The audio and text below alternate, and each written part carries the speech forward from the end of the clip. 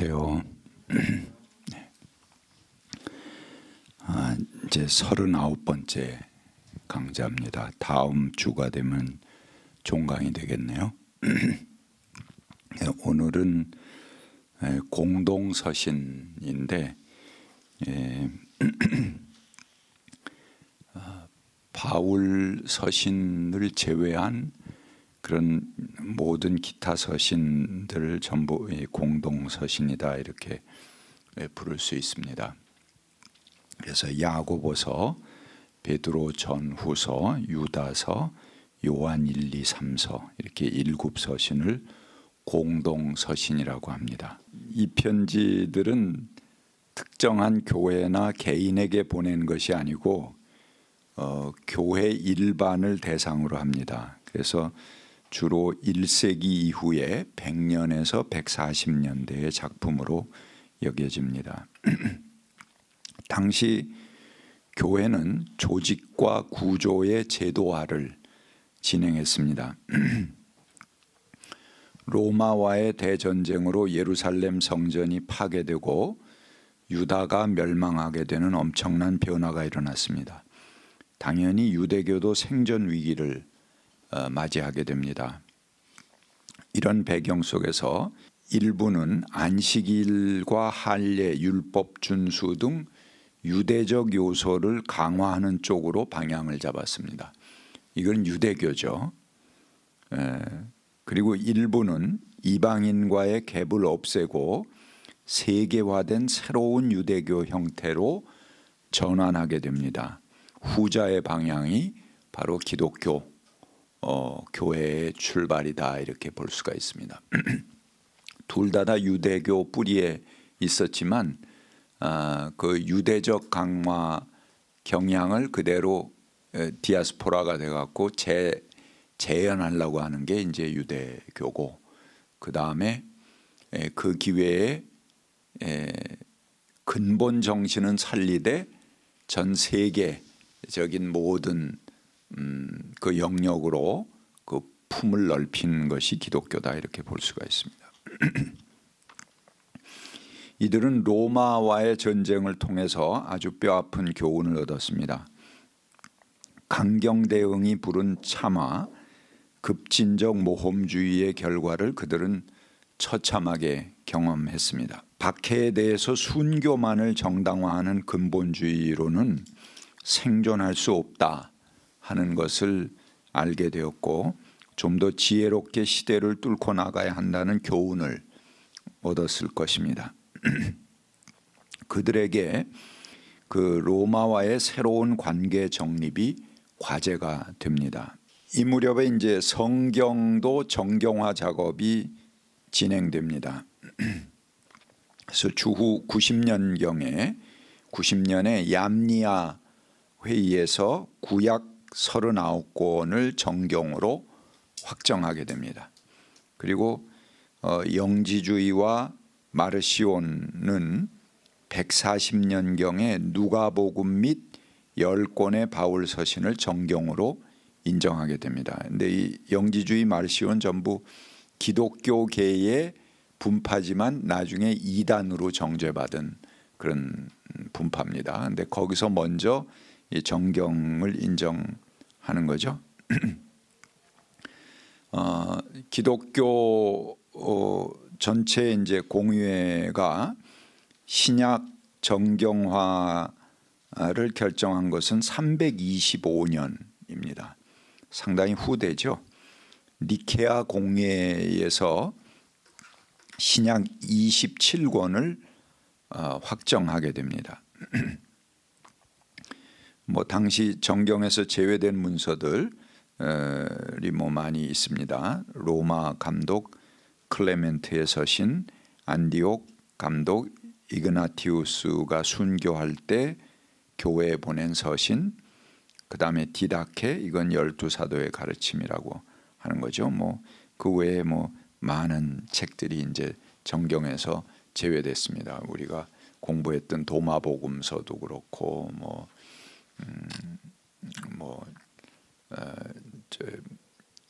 마리아 복음서, 뭐 이런 모든 것들은 이제 다 지금인 정경 외에 존재하는 책들은 이제 전부 그때 제외됐던 거죠.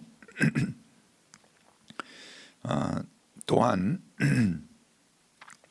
교회는 성직 제도와 교회의 신조를 확립했습니다. 그래서 히랍 사상을 기독교로 옮겨온 영지주의, 이건 이제 철학적인 바탕을 가졌으니까 상당히 심오하기는 하지만 영지주의가 가지는 이원적 그 세계관, 관념적인 그런 경향, 그 다음에 탈역사적이고 자유주의적인 경향을 기독교에는 그 이단으로 정죄했습니다. 이들은 교묘하게 예수 그리스도의 성육신을 부정하고 복음을 단지 철학적 체계로 관념화 시킬 뿐이었습니다. 기독교가 가지는 사회적 책임에는 무관심하게 만드는 적이라 이렇게 기독교가 판단을 한 거죠. 그래서 영지주의적 경향은 공동체를 분열시키고 내적으로 무력하게 만드는 교묘한 역할을 수행했습니다. 영지주의는 개인의 영적 체험과 자유가 강조됩니다.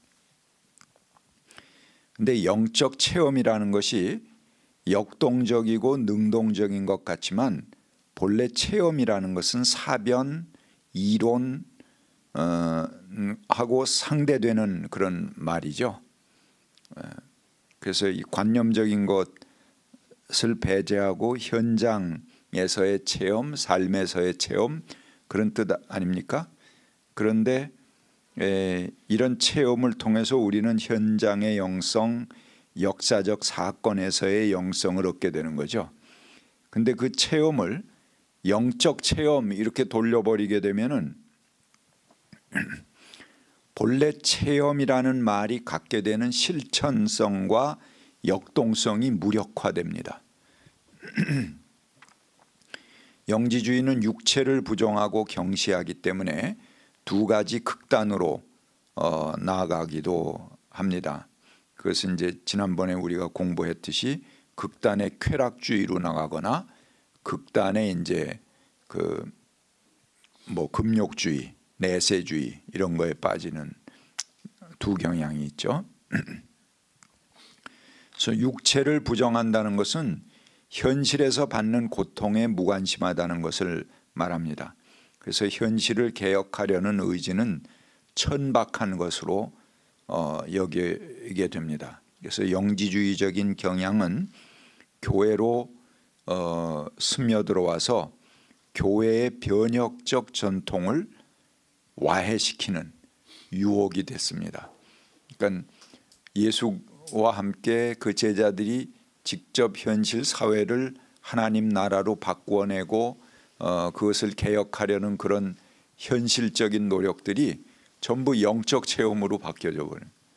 그러니까는 머릿속에 상상 속에 어떤 관념 속에 그런 세계를 즐기는 그런 유희로 바뀌어지게 됐다는 것입니다. 이게 이제 초대 교회가 영지주의를 이단으로 정죄하게 된 그런 가장 큰 이유입니다. 오늘날 교회에서도 영적 체험이라는 말을 많이 씁니다. 근데 본래 영적 체험은 영지주의의 용어지만 교회의 영적 체험, 그러니까 사도들의 전통에서는 그리스도 중심주의를 확립하는 것을 의미하기도 합니다. 그래서 당시 재림에 대한 기대는 많이 약화되었지만 완전히 사라진 것은 아니었습니다. 재림에 대한 긴장감은 교회가 체제를 갖추고 구조화되면서 그 체제 속에 매몰되어 버리는 단점을 극복하고 체제 내에 고착되지 않게 하는 그 역할을 감당하기도 했습니다. 그러니까 재림이라는 것이 이 현실을 바꾸는 강력한 어떤 그 코드로 작용을 하는 거죠. 그래서 영지주의가 그거를 인간의 어떤 이성이나 관념적 세계로 변형시키거나 아니면 교회가 가지는 구조적이고 체계적인 어떤 틀로, 조직적인 틀로 그걸 바꿀 때 거기에 이제 그 브레이크를 걸고 본래 예수 정신으로 돌아가는 강력한 역할을 했던 것이 바로 재림에 대한 기대다 하는 거죠. 한편 영지주의의 영향을 받은 자유방임주의자들이 교회를 위협하기도 했습니다. 하지만 교회의 긍정적인 영향을 그들이 끼친 것도 있습니다. 그들이 영지주의자들이 갖는 자유로운 상상력, 이것은 신앙을 교리와 신조의 일정한 틀 속에 가두려는 것에 저항합니다. 그래서 교회의 제도와 교권에 반대해서 하나님 나라의 본래 역동성을 강조하는 쪽으로 또 한편으로는 자극을 주기도 합니다. 우리 영적인 그런 상상력의 자유 뭐 이런 것들을 터놓는 데는 영지주의가 사실은 공헌이 있다 이렇게 볼 수 있습니다.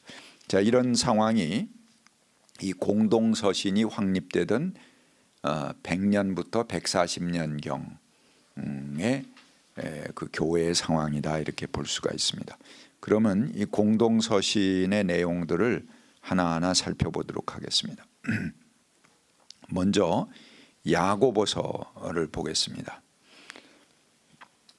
야고보서는 흔히 예수의 동생 야고보가 쓴 것으로 그렇게 생각을 합니다. 근데 그 저자가 구사한 훌륭한 그리스어 문체를 보면 그럴 가능성은 낮다. 예수의 제자 동생 야고보는 공부한 적이 없죠. 그런데 여기 쓰인 히라보는 상당히 세련된 히라보이기 때문에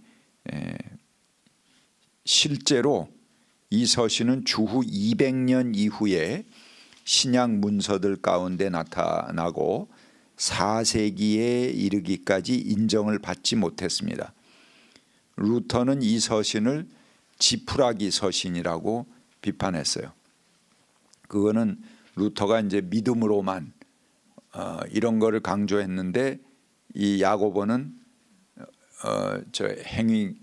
행함이 없는 믿음은 헛된 믿음이다 이렇게 얘기하니까 루터의 그 주장하고 반대됐던 거죠. 그래서 야고보를 이 지푸라기 같은 서신이다 그러고 그 비판을 했습니다. 그리고 예수의 죽음이 가지는 대속과 부활의 말씀이 나타나지 않는다 야고보서에. 그래서 이제 이거를 비판했던 겁니다. 그러나 그 야고보서의 저자는 자신을 가리켜서 주 예수 그리스도의 증인이요 종으로 이해합니다. 저자는 바울류의 사상의 변종들이 나타나 책임 없는 신앙을 전파하는 것에 맞서서 싸웁니다. 그래서 주님의 동생 야고보의 이름을 차용해서 그의 권위로 바울계 신앙의 모순을 지적하는 것입니다. 저자는 믿음과 행함에 대해서 이미 바울의 가르침을 전제합니다. 그래서 바울 서신을 잘 알고 있는 거죠 이미. 바울은 민중을 억압한 율법 체제에 대한 도전으로 믿음을 강조했어요. 원래 이제 믿음이라는 것을 강조한 그 배경을 우리가 살펴봤죠. 그거는 가진 사람들 그 당시에 뭔가 자기 것을 가지고 있는 사람들이 내세우는 그런 어떤 자기들의 업적과 행위 이런 걸 다 부정하고 아무것도 없는 사람, 그 사람이 바로까지도 하나님의 구원의 대상자다 이런 것을 강조하다 보니까 그 아무것도 없는 사람이 가질 수 있는 게 뭐야? 믿음이죠, 믿음. 그래서 믿음을 강조한 것이지 믿음을 하나의 조건으로 강조한 건 아니다. 이제 그 우리가 바울 서신 공부하면서 아주 강조했던 그런 바죠.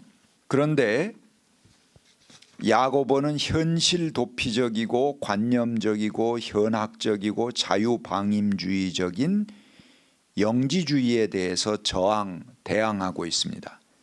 그래서 교회의 힘을 파괴하는 죽은 믿음, 행함이 없는 믿음에 대해서 도전하는 것입니다. 그는 그리스도인들이 거듭나게 된 진리의 말씀은 구체적 행위를 추동하고 삶의 실천으로 이끌어가는 하나의 힘이라는 사실을 일깨웁니다. 그러므로 그리스도인들은 단지 말씀을 듣는 자로 머물러 있어서는 안 되고 말씀을 행하는 자가 되어야 한다 하는 것을 강조하고 있습니다. 저자는 행함이 없는 믿음은 죽은 것이다 라고 말합니다. 즉 말은 사건과 어우러져야 그 의미가 분명해지죠. 근데 말 자체로는 절대적인 진리에 관해 아무런 해답을 얻을 수 없습니다. 말은 사건 속에서 비로소 그 의미를 드러내는 것이죠. 근데 사건이 없이 말만 있다 그러면 그거는 거짓이죠. 허위입니다. 한자 말에 이룰성 하면 말씀 언자에다가 성자를 쓰지 않습니까? 그게 이제 유교에서 굉장히 중요하게 생각하는 성이라는 개념인데 그건 말씀이 육신이 되는 겁니다. 말씀을 이루는 거죠. 그 말씀 자체로 남아 있으면은 안 돼요. 이 종교에서 중요한 거는 수행입니다. 수행이 뭐냐 하면 가지고 있는 말씀을 얼마나 몸으로 실행하느냐 하는 게 굉장히 중요하거든요. 불교라든가 다른 종교들은 이제 그 수행하는 걸 굉장히 중시 여기는데 우리 개신교는 언제부터 이 수행이 없어졌어요. 말씀만 남아 있고 그 말씀을 관념 속에서 즐기는 걸만 남아 있는 거예요. 그 말씀이 몸으로 이루어지는 것에 대해서 우리가 굉장히 그 중요한 것을 잊어버렸다. 그 수행하는 걸 잊어버린 거죠. 말씀만 남아 있는 거죠. 그런 의미에서 이 야고보는 굉장히 한국 교회에 필요한 그런 복음이다 이렇게 볼 수가 있습니다. 행함이 없는 믿음은 죽은 것이다 이렇게 말을 하죠. 그건 했죠. 우리는 자신의 아름다움을 위해서 거울을 봅니다. 거울을 보는 건 뭡니까? 얼굴에 티가 묻었나 뭐가 잘못됐나 이런 거를 보고 거울을 보고 그걸 고치기 위해서 보는 거잖아요. 근데 거울을 보고 얼굴에 뭐가 묻었네. 그리고 그걸 고치지 않고 그냥 가. 그럼 거울 볼 필요가 없는 거죠. 야고보서가 바로 하는 비유입니다. 야고보서에 나오는 비유죠. 그것은 말씀을 듣고 깨닫기는 하지만 그 말씀을 실천하지 않는 것을 이렇게 거울만 보고 그 고치지 않는 것에 비유해서 말합니다. 그 야고보서 1장 성경 한번 읽어주세요. 말씀을 행하는 사람이 되십시오. 그저 듣기만 하여 자신을 속이는 사람이 되지 마십시오. 말씀을 듣고도 행하지 않는 사람은 그대로의 자기 얼굴을 거울 속으로 들여다보기만 하는 사람과 같습니다. 이런 사람은 자기의 모습을 보고 떠나가서 그것이 어떠한지를 곧 잊어버리는 사람입니다. 성경의 진리는 전폭적으로 신뢰할 수 있는 진리입니다. 그야말로 활력이 넘치는 가르침이죠. 근데 그러므로 그것을 거절하는 것은 하나님의 권능에 의해서 변화되기를 거부하는 것이다 이렇게 볼 수가 있습니다. 너에게는 믿음이 있고 나에게는 행함이 있다. 행함이 없는 너의 믿음을 나에게 보여라. 그러면 나는 행함으로 나의 믿음을 너에게 보이겠다. 이게 아주 참 그 논리가 명쾌한 그런 말씀이죠.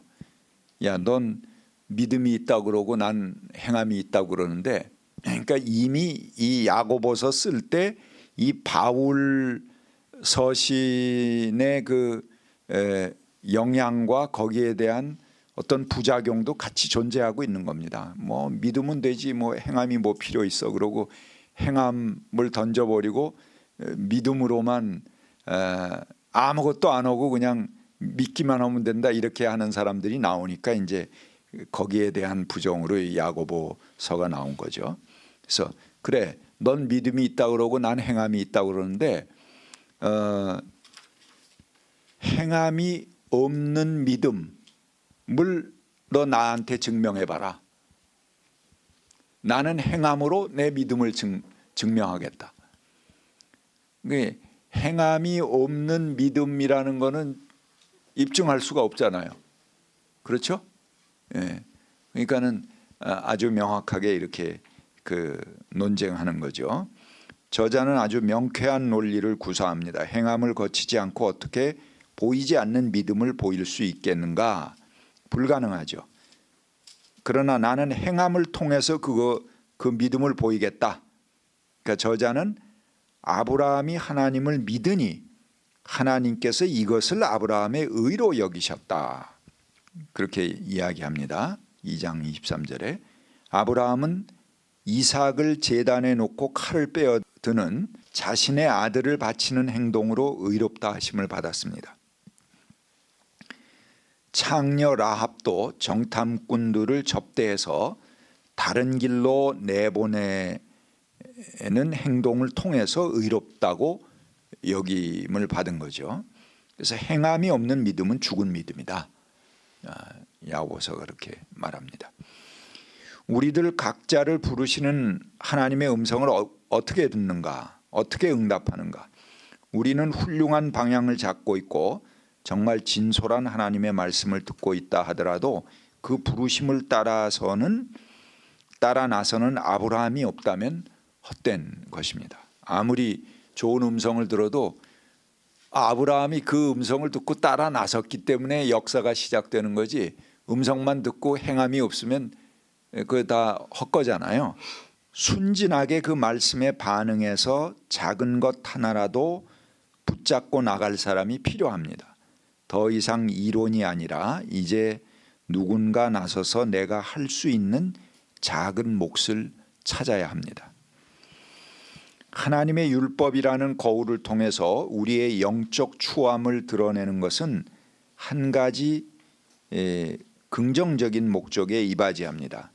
예수가 우리에게 하늘에 계신 너희 아버지께서 완전하신 것 같이 너희도 완전하여라 이렇게 권고하실 때 그의 목표는 우리를 주눅들고 납작하게 만들려는 그런 잔인한 것이 아닙니다. 마틴 루터는 그것을 이런 식으로 표현했습니다.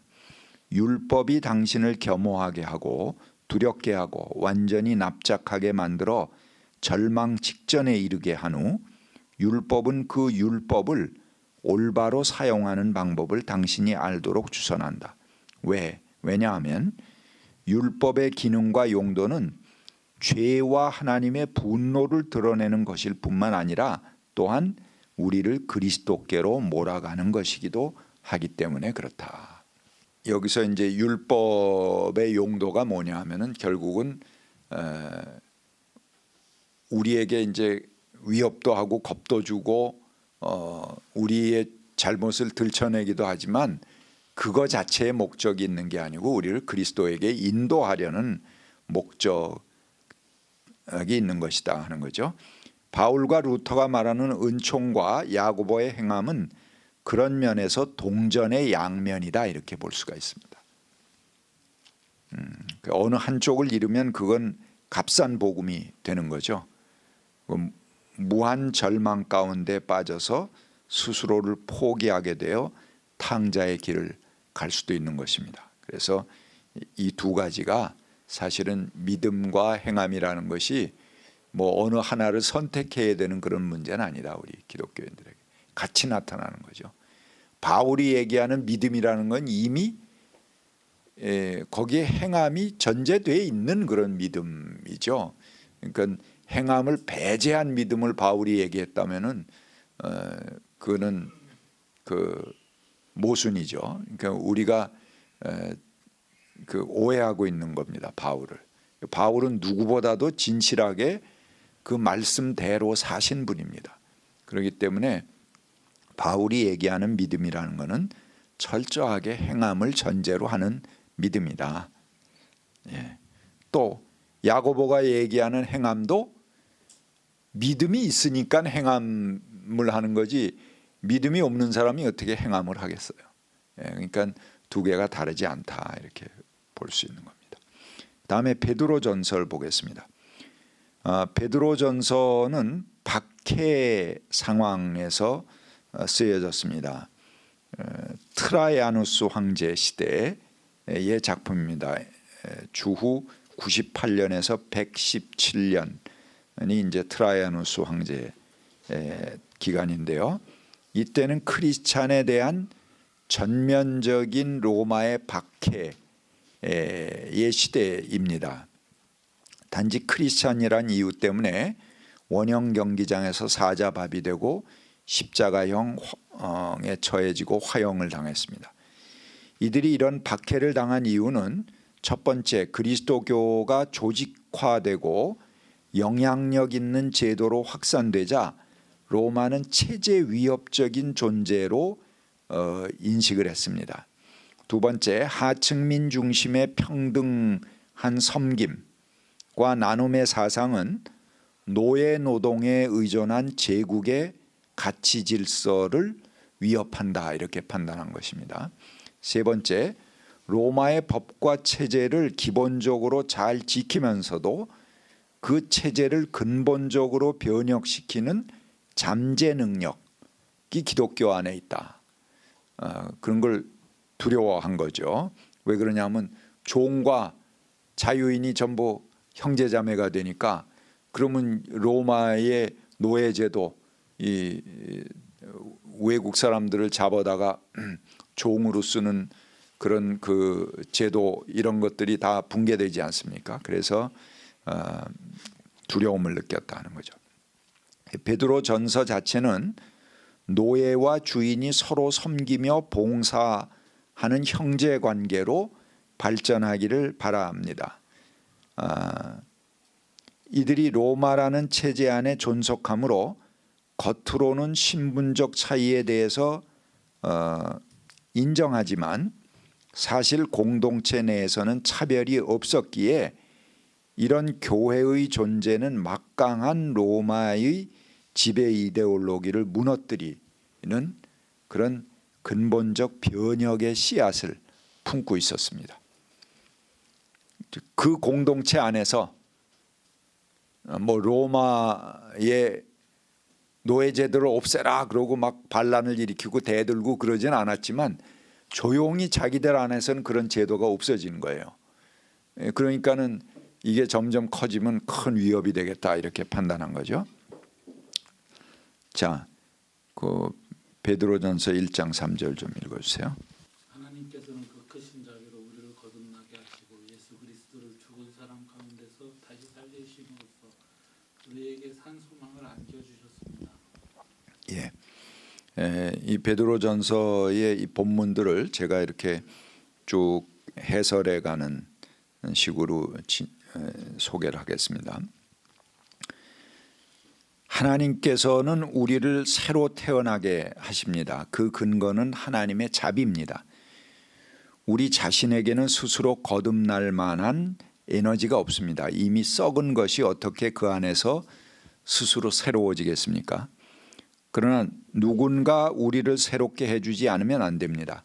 하나님께서 은혜로 예수 그리스도를 죽은 사람 가운데서 다시 살려내셨듯이 우리를 거듭나게 하시는 것도 전적으로 하나님의 자비에 근거하며 하나님의 주권에 속한 것입니다. 예, 그 다음 읽어주세요. 굵은 글씨들 읽어주시오. 썩지 않고 더러워지지 않고 낡아 없어지지 않는 이 산을 받게 하셨습니다. 예, 우리가 세상에서 추구하는 것들은 결국 썩고 없어지는 것들이죠. 마지막에는 다 세상에 놓고 떠나야 할 것들을 들이죠. 예, 그러니까 어차피 변할 수밖에 없는 그런 것들을 우리가 더불어 살고 있습니다. 그러나 하나님 안에 있는 진리는 썩지 않는 영원한 것이다. 유일하게 썩지 않는 것이 이제 그 진리다 하는 것이죠. 우린 일이 너무 잘 풀려갈 때 끝이 안 좋아지면 어떻게 하나 하고 염려합니다. 반면 일이 조금 잘 안 풀리면 더욱 비참한 상상으로 안절부절합니다. 사랑할 때는 고무신 거꾸로 신으면 어떡하나 걱정하고 사랑이 변하면 어떻게 하나 염려합니다. 그러나 하나님께서 주시는 것은 썩지 않고 더러워지지 않고 낡아 없어지지 않는 유산입니다. 이 유산이 우리를 위해 변치 않는 하늘에 간직되어 있다, 그렇게 말합니다. 이 세상의 것들은 다 썩고 변하는데 그건 당연한 질서입니다. 썩지 않고 변하지 않는 것이 있다면 그것은 오히려 문제입니다. 세상의 것들은 영원하지 않다는 것이 그들이 가지고 있는 속성이고 원칙입니다. 그들은 변하고 소멸하지만 하나님의 큰 뜻에서 보면 그것은 다 당연한 질서입니다. 오히려 살아 움직이는 생성과 생명의 활동으로 이해할 수 있습니다. 하나님의 큰 품에서 볼 때 그러한 변화는 오히려 당연한 것입니다. 우리가 울고불고 할 일이 아니라는 것이죠. 이 땅에서 우리가 원하는 결과가 나오지 않을 수도 있습니다. 보다 중요한 것은 우리가 이 세상에 사는 동안 할 수 있는 한 최선을 다한다면 그 최선을 다하는 것으로 이미 완성한 것입니다. 뭐 하나님이 꼭 굉장한 자리에 올라가서 굉장한 일을 하라고 우리에게 요구하는 건 아니에요. 그렇잖아요. 아주 작은 몫을 우리에게 주셨을 수도 있습니다. 근데 우리 인간은 내가 뭐 굉장한 무슨 장관이 된다든가 대통령이 된다든가 이런 몫을 해야지 꼭 무슨 성공하고 일을 한 것처럼 생각을 하죠. 구석에서 조그만 청소부 역할이 내게 주어진다고 하더라도 같은 사명을 주신 겁니다. 그러니까 내게 주신 그 사명을 내가 얼마나 잘 기쁨으로 성실하게 수행하느냐 하는 것을 하나님이 보시는 거지, 엄청난 결과 엄청난 부를 좌지우지하고 손으로 왔다 갔다 하고 그런 역할을 꼭 우리가 해야지 성공한 거다 이렇게 볼 수는 없다는 거죠. 예. 중요한 것은 우리가 사는 동안 최선을 다하는 것입니다. 그 최선으로 이미 완성한 것이다. 그것은 변치 않는 것이다.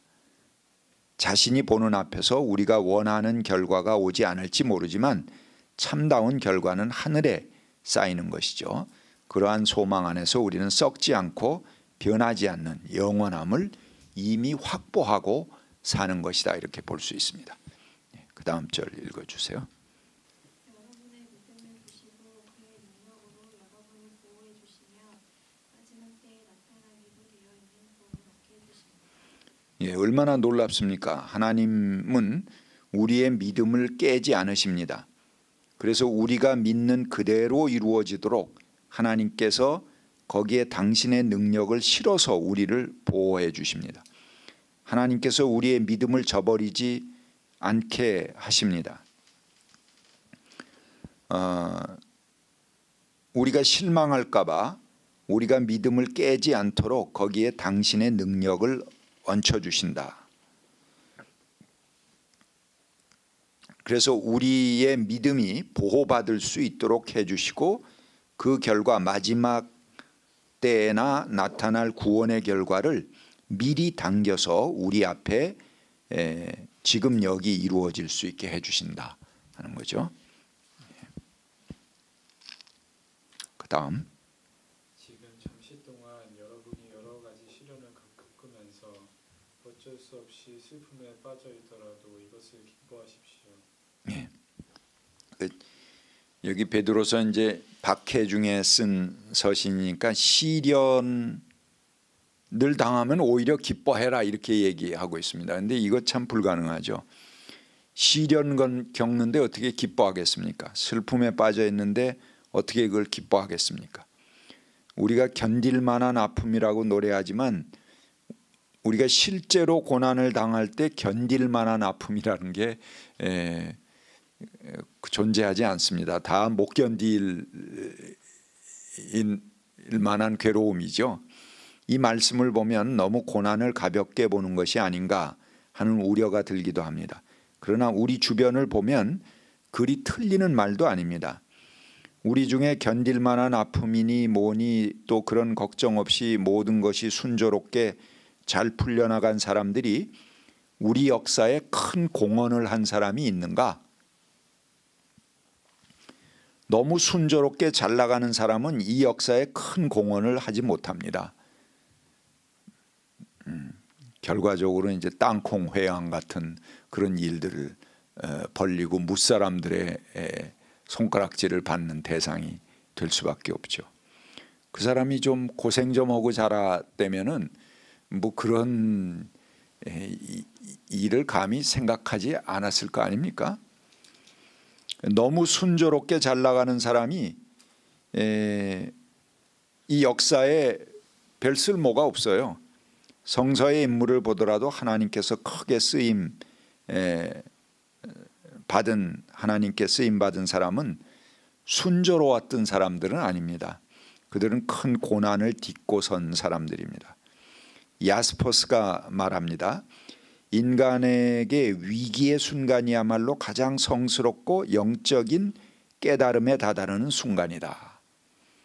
우리가 원하지 않는 고난이 닥쳐왔거나 자기가 피할 수 있는데도 몸으로 맞닥뜨린 고난 가운데서 우리는 가장 맑고 순수한 영혼을 가질 수 있습니다. 만약 매일 대박 터지는 일만 계속된다면 그는 분명히 더 큰 쾌락을 찾아서 타락하거나 더 큰 자극을 추구하다가 심한 우울증에 걸려버리고 말 것입니다. 그래서 전통적으로 종교적 수양은 자기를 쳐서 훈련하는 고행의 방법을 씁니다. 큰 아픔의 상황을 일부러 자초해서라도 큰 깨달음을 얻으려고 하는 것이죠. 7절 읽어주세요. 여러분의 믿음이 연단을 받아서 순수하게 되면 불로 연단하여도 마침내는 없어지고 마는 금보다 더 귀한 것이 됩니다. 예, 그럼에도 불구하고 우리가 기뻐할 수 있는 까닭은 그것이 바로 하나님의 연단의 증거이기 때문에 그렇습니다. 여러 가지 시련과 그로 인해서 겪게 되는 슬픔은 분명 피하고 싶은 것입니다. 하지만 하나님께서 연단시킬 대상으로 삼으셨다는 것은 선택의 증거이기도 합니다. 그래서 히브리서에 얘기하죠. 주께 징계를 받을 때마다 기뻐하라. 그가 사랑하는 아들을 자녀들을 징계하지 않으시겠느냐. 그러니까 아무 관심 없는 게 큰 문제지 오히려 주목하고 징계한다는 것은 굉장히 큰 사랑의 증거다 그렇게 말하고 있는 거죠. 우리가 당하는 시련과 슬픔은 바로 하나님께서 함께 하시는 증거입니다. 지금은 연단의 긴 터널이지만 힘들지 않습니다. 그것은 장차 그 시련을 이겨낸 사람들이 받을 영광과 존귀이기 때문에 그렇습니다. 그것은 예수 그리스도께서 나타나실 때에 여러분이 칭찬과 영광과 명예를 차지하게 하려는 것입니다. 여러분은 그리스도를 본 일이 없으면서도 사랑하며 지금 그를 볼 수 없으면서도 믿으며 말로 다 표현할 수 없는 영광과 즐거움을 바라보면서 기뻐하고 있습니다. 예. 칭찬과 영광, 명예는 그리스도 안에서 누리게 되는 기쁨입니다. 이것은 영적인 충만감에서 우러나오는 것이죠. 하나님께서 주시는 은총 중 제일 먼저 오는 것은 말할 수 없는 겸손입니다. 세상이 주는 칭찬, 영광, 명예는 자칫하면 교만하게 되기 쉽습니다. 남을 정죄하고 의심하고 그로 인해서 분노를 가져오고 결국 분열을 가져오게 됩니다. 그러니 이런 것들을 가지고는 한 사람도 변화시킬 수 없습니다. 진정한 겸손은 자의식이 좋지 않은 사람들의 자기 비하나 자기 천대하는 것과는 거리가 멉니다.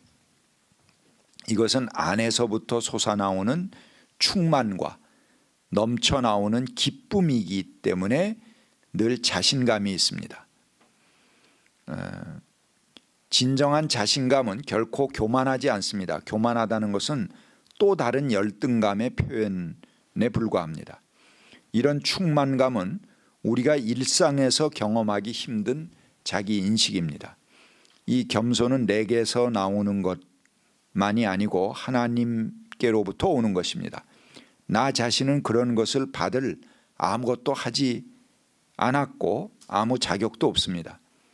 그러나 하나님의 은총으로 주어지는 것이기 때문에 겸손이면서 동시에 그것은 기쁨이 되는 것입니다. 이것은 충만한 환희면서 동시에 겸손이고 평화입니다. 자기 내적으로 충만한 데서 나오기 때문에 모든 것을 품고 이해하고 함께 해나갈 수 있는 것입니다. 신앙은 나를 넘어서 남의 존재를 인정하는 것입니다. 지금은 없지만 믿음의 눈으로 보는 것이죠. 지금은 그에게 아무런 가능성이 없어. 그렇지만 그의 미래에 이루어질 것을 내가 믿음의 눈으로 선취하고 보고 인정해 주는 겁니다. 그게 믿음입니다. 그게 신앙이죠.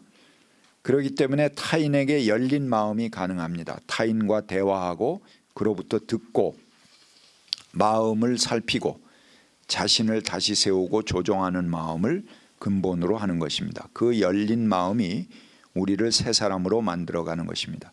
하나님께서는 타인의 말을 통해서 우리를 새롭게 하십니다. 그런 영으로 옥에 있는 영들에게로 가셔서 선포하셨습니다. 이 사도 신조에 보면요, 우리는 그에 빠져 있습니다. 그런데 가톨릭께서 하는 사도 신조를 여러분 보시면은 거기에 주께서 음부에 내려가서 지옥에 내려가서 올라오신다. 이제 그런 얘기가 나옵니다. 근데 우리 개신교에서는 예수님께서 부활하셔 갖고 뭐 지옥에 내려가시나 이렇게 해 갖고 그걸 빼버렸습니다. 근데 이 베드로전서 3장 19절 여기 본문에 보면 영으로 옥에 있는 영들에게 가셔서 선포하셨다. 그런 말이 분명하게 나옵니다. 그래서 그리스도가 지옥에 내려가셨다는 것은 신학적으로 중요한 주목의 대상이 되는 명제입니다. 그가 지옥에 내려가신 이유는 예수 그리스도 이전에 죽은 사람들을 구원하기 위함입니다. 또한 악의 세력에게 결정적인 파멸을 선고하기 위해서이죠. 동시에 지옥 자체를 해체하기 위함입니다. 이러한 신학적 주제는 사도신조에 그는 죽은 자 가운데서 살아나셨다라고 하는데 이것은 음부에서 살아나셨다는 뜻으로 죽음과 악, 지옥의 세력을 무력하게 하고 해체시키시는 그리스도의 권능을 고백하는 것입니다. 가톨릭 신조에는 그가 음부에 내려가셨다는 고백을 명백하게 하고 있습니다. 지옥이 뭐냐? 여러분 히라보로 게헨나 그러잖아요. 지옥 게헨나 그러죠. 게헨나라는 말은 뭐냐면 히브리어의 깨 그런 거는 그 골짜기 그런 뜻입니다. 깨 그런 골짜기 그런 것이. 헨나 그러는 것은 흰 놈이라는 걸 얘기해요. 그래서 예루살렘 성이 있으면요, 그 오른쪽은 기드론 골짜기고 샘이 나오는 곳입니다. 근데 그 왼쪽은요, 예루살렘 성에서 보면은 그렇습니다. 밖에서 보면 이제 바뀌겠죠. 그 성 안에서 보면은 왼쪽은 샘이 나오는 것이고 오른쪽 골짜기는 흰놈 골짜기인데 이거는 성 안에 있는 쓰레기가 배출되는 곳입니다. 그러니까는 거기에는 항상 쓰레기를 태우는 매캐한 냄새가 나고 또 거기서 그 가난한 사람들, 영유아들 뭐 이렇게 돌아가신 그분들이 이제 사망을 하게 되면 그 쓰레기 태우는 곳에 그냥 가서 가난한 사람들 같이 태우는 거죠. 그러니까 시체 타는 냄새, 뭐 쓰레기 타는 냄새 이런 게 항상 올라오는 것이 그 흰놈 골짜기입니다. 그래서 그곳은 좀 음산하고 마지막 죽음에 그 가난하고 서러운 사람들이 그 가는 그런 골짜기다. 그런 의미에서 지옥을 깨흰놈, 흰놈 골짜기다 이렇게 부른 겁니다. 그게 이제 히라보로 가면 게헨나가 되는 거죠. 그러니까는 이 게헨나라는 말이 흰놈 골짜기, 즉 죽음에 이르게 된다는 뜻으로 그 문자적인 의미를 가지고 있습니다. 여기에 죽음 후에 3층 천, 땅 밑에 세계 지옥을 바로 연상하는 것은 상당히 교리화되고 비약된 그런 상상력에서 유래하는 것이죠. 본래 그 말의 의미는 흰놈 골짜기다 그런 뜻입니다. 그래서 뭐 죽음 후에 저 밑에 어떤 다른 3층 천이 아니고 예루살렘 밖에 있는 골짜기예요. 쓰레기 나가고 냄새 나는 그 골짜기인데 그곳이 이제 게헨나다 이렇게 얘기하는 거죠. 그 밖에 죽음과 부활 사이에 한정된 시간에 거하는 것으로 이 지옥을 표현하는 말입니다. 하데스 이렇게 말하죠. 하데스는 음부 그런 뜻입니다. 그래서 깊은 곳이라는 의미로 스올을 얘기하기도 합니다. 이런 것은 누가복음 16장의 거지 나사로의 비유에 보면 명백히 죽음 후의 세상에 대해서 언급합니다. 이것은 히랍적 사상에 의해서 후대에 들어온 개념입니다. 구약에는 없는 개념이다. 우리가 부활 공부할 때 했죠. 그 구약의 신앙은 잘 되면 이 세상에서 장수하고 복 받는 거고 못 되면은 이 세상에서 거기 징벌 받는 거지. 뭐 죽음 후의 세상 이런 개념이 없어요. 그건 나중에 후대에 들어온 개념입니다. 그래서 예수 그리스도는 산자의 구원뿐만 아니라 죽은 자의 구원도 완성하신다 하는 의미가 바로 옥에 있는 영들에게 가셨다 하는 말 속에 품겨져 있는 의미입니다. 그래서 예수가 음부에 내려가시는 거죠. 베드로전서는 그가 영으로 옥에 있는 영들에 가셔서 선포하셨다 라는 것이 그의 주권이 삶과 죽음 모두에게 미친다 하는 그런 것을 보여주고 있는 것입니다. 지옥이라는 교리가 사람들에게 선행을 강조하기 위해서 존재했을 것입니다. 아마 어려운 처지의 사람들을 만나면 그들을 사랑하거나 측은히 여기는 마음이 생겨서 선을 행한다는 것하고 지옥에 가거나 벌받지 않으려고 선을 베푸는 것하고는 비교가 되지 않습니다. 그래서 그러한 동기에서는 거룩한 말씀이 굉장히 유치하고 천박하게 되는 거죠. 그러니까 내가 그냥 그 사람이 딱 하고 참 안타까워서 그에게 선행하는 것하고 지옥 가면 안 되니까는 내가 선행하는 것하고는 동기면에서 질적으로는 차이가 있다는 거죠. 우리 이 기독교 신앙을 그렇게 천박한 동기로 만들면은 안 돼요.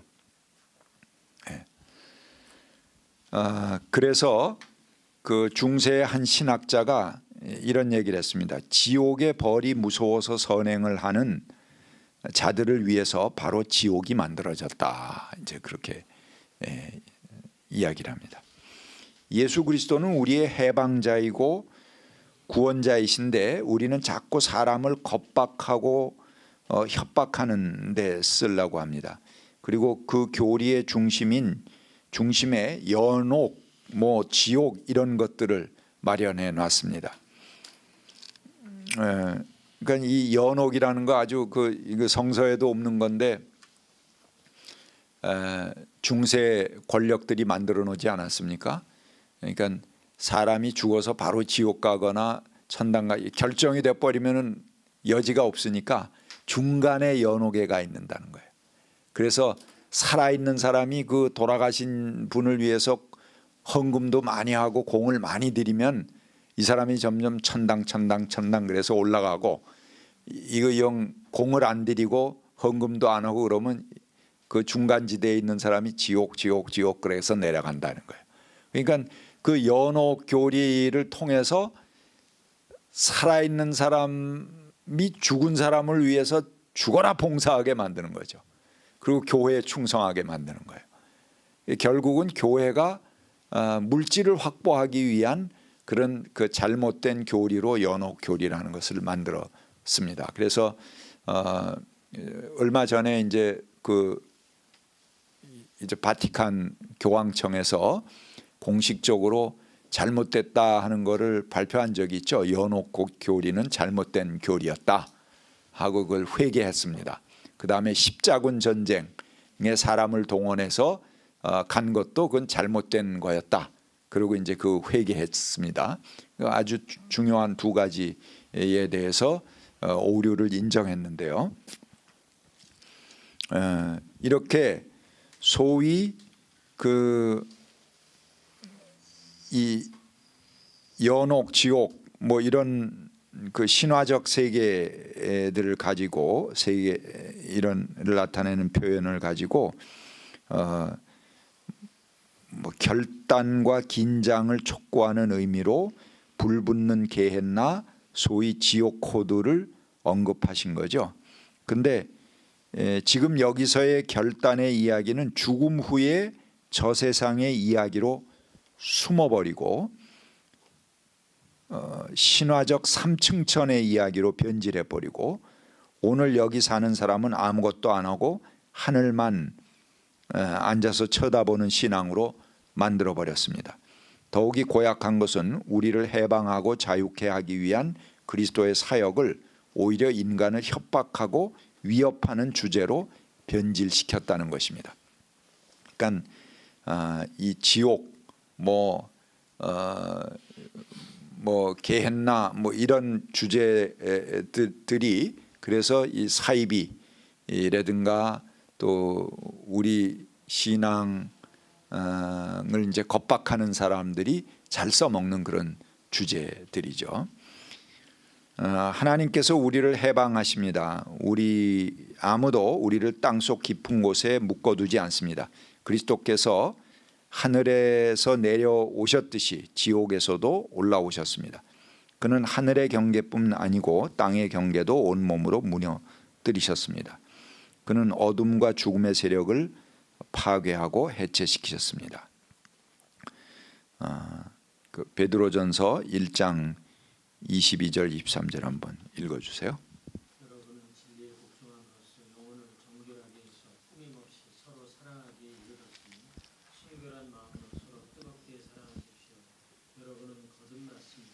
그것은 썩을 씨가 아니라 썩지 않을 씨, 또 살아계시고 영원하신 하나님의 말씀으로 그렇게 되었습니다. 예. 그 다음에 이제 가장 중요한 건데요. 베드로전서가 박해 속에서 핀 사랑의 꽃이다 하는 건데 이렇게 읽어가면은 시간이 굉장히 모자랄 것 같아서 제가 요약해서 좀 설명드리겠습니다. 자, 아까 베드로전서가 박해 시대라고 그랬죠. 근데 베드로서에 보면은 베드로전서에 이런 박해의 견뎌라 뭐 이런 권면도 나오지만 실제로 뒷부분 4장 5장 같은 데 보면은 너희가 권력에 순종하라든가 여기 나오죠. 17절 베드로전서 2장 13절 여러분은 인간이 세운 모든 제도에 주님을 위해 복종하십시오. 주권자인 왕에게나 총독들에게 그렇게 하십시오. 총독들은 악을 행하는 사람에게 벌을 주고 선을 행하는 사람에게 상을 주게 하려고 왕이 보낸 이들입니다. 그렇게 말합니다. 또 17절에 보면 하나님을 두려워하며 왕을 공경하십시오. 18절에 하인으로 있는 여러분 극히 두려운 마음으로 주인에게 복종하십시오. 선량하고 너그러운 주인에게만 아니라 까다로운 주인에게도 그리하십시오. 자, 이런 본문을 보면은 이렇게 잘 그 총독에게 순종하고 왕을 공경하라고 그러는 착한 사람들을 왜 로마가 박해라겠어요? 로마가 뭐 무조건 그렇게 사람들을 박해하고 그러는 데는 아니거든요. 그 로마가 가진 근본 원칙은 관용입니다. 그래서 모든 사람들의 집회와 결사의 자유를 인정해줘요. 로마의 근본 제도가 민주정치라고 그랬잖아요. BC 509년에 벌써 공화정을 시작하고 민중들이 광장에 모여서 직접 왕도 뽑고 뭐 이렇게 했던 그런 민주정치가 그들의 자부심입니다. 그렇기 때문에 누구든지 자기들끼리 이렇게 모임을 결사해서 하면은 그걸 자유를 줘요.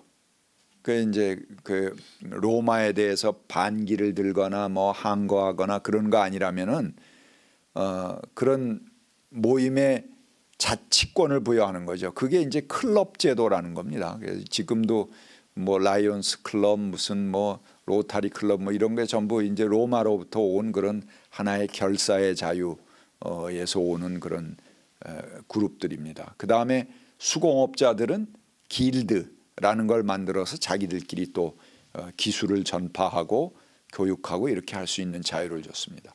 또 한편으론 이제 종교적 자유도 인정합니다. 그래서 자기 민족을 섬기고 예배하고 이렇게 할 수 있도록 해줬어요. 유대인들이 흩어졌지만 시나고그라는 것을 전 세계에 흩어져서 회당 중심으로 자기 종교를 복원할 수 있었던 것도 이런 로마의 관용 정신입니다. 그런데 이 관용적인 로마가 왜 이 베드로전서에 보면 기독교에 대해서 박해를 하느냐? 더군다나 기독교인들이 지금 한 말 보세요. 제가 봤지만 얼마나 착한 말만 해요. 다 왕에게 순종하고 총독에게 복종하라는데 그런 순둥이들을 왜 박해를 하고 로마가 그렇게 했느냐 하는 겁니다. 자, 이건 뭐 우리가 쭉 그동안 바울 공부하면서 공부해온 핵심인데요. 바울 공동체가 뭐라고 그랬습니까? 직접 로마에 항거하지는 않았지만 자기 공동체 안에서 빈부의 차이, 남녀의 차이, 종과 자유인의 차이, 로마인과 유대인의 차이 이런 모든 차이를 타파하고 하나의 형제자매의 공동체로 모이는 모임이라고 그랬죠.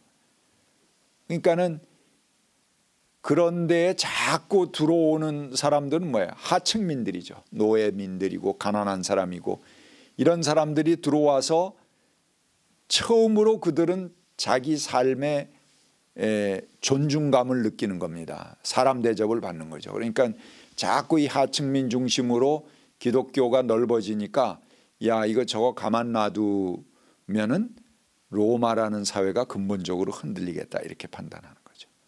그래서 기독교에 대해서 박해를 가했다 하는 것입니다. 자, 그러면 그들이 가한 박해라는 건 뭡니까? 노예는 노예끼리 살아라.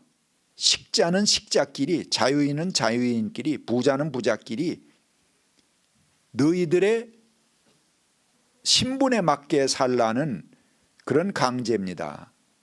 그런데 이에 대해서 교회는 사랑이라는 것으로 맞서는 것입니다.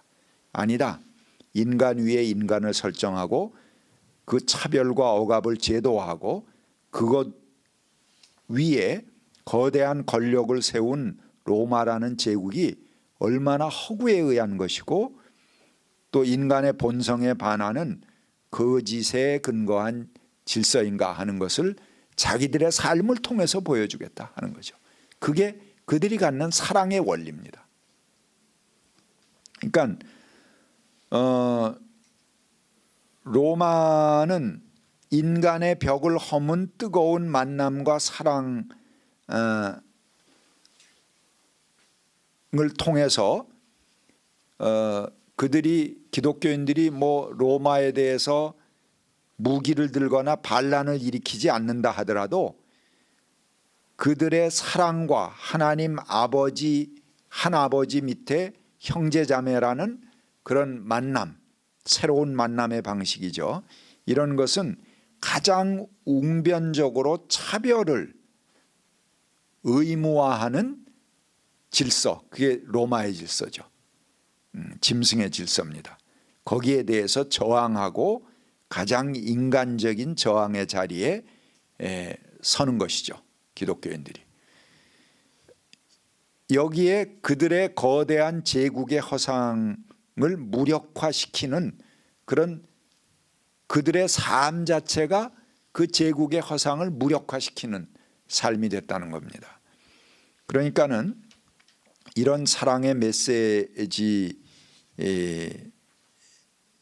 대해서 그 로마가 메스를 가하는 겁니다. 그게 그 박해, 기독교인들이 당하게 되는 박해다 하는 거죠. 그러니까 이들이 이제 그 사랑이라는 것을 얘기하는 것은 그냥 뭐 우리 가슴이 몽글몽글해지고 하는 그런 사랑의 얘기가 아니고요. 사람을 사람으로 대접하겠다 이겁니다. 그들 사이에 어떤 차별과 어떤 구별, 차별이죠. 차별을 우리는 인정하지 않겠다. 우린 끝까지 형제자매의 사랑을 지키겠다 하는 그 사랑의 메시지가 결국은 그들을 이제 원형 경기장에서 그 형장의 이슬이 되게 했다는 거죠. 이 사랑은 신분 간의 차별을 절대화하는 인간의 정의에 맞서는 새로운 가족으로서의 하나님의 정의입니다. 이것은 어떠한 폭력과 무력의 저항보다도 가장 강력한 저항이고 차별과 억압과 가난에 대한 원초적인 한 겁니다. 이것이 기독교의 사랑이 갖는 정치적 차원입니다. 예수님의 고난과 십자가야말로 가장 높은 하나님의 자리에서 가장 낮은 죄인들을 위해서 죽음의 길을 선택하신 사랑의 원형입니다. 그리고 사랑의 근거죠. 우리의 사랑의 출발점입니다. 바로 여기에서 우리들의 모든 사랑이 출발하고 완성됩니다. 모든 차별과 억압과 가난을 당연한 것으로 여기도록 강요하는 로마의 질서에 대해서 이들은 사랑이라는 말로 항거하고 있는 것입니다. 그 로마의 권력이 여전히 우리에게 십자가를 지워주게 되더라도 그 십자가가 부활에 이르게 하는 길임을 그들은 믿고 그 길로 가는 거죠. 그것이 베드로 전서가 이야기하는 사랑의 원리다 이렇게 볼 수가 있습니다. 사랑의 정치적인 차원이죠. 그러니까 우리가 사랑 뭐 하는 게 그냥 뭐 가슴이 오마사바해지는 그런 그 사랑 얘기를 훨씬 뛰어넘어서 아주 정치적인 그런 차원을 가지고 있는 것이 기독교인들의 사랑의 이야기다 하는 걸 볼 수가 있습니다. 자, 베드로 후서와 유다서는 거기 간단하게 그냥 설명해 놨습니다. 그걸 보시고요. 요한 1, 2, 3서가 있는데요. 그 중에서 요한 1서를 중심으로 살펴보도록 하겠습니다.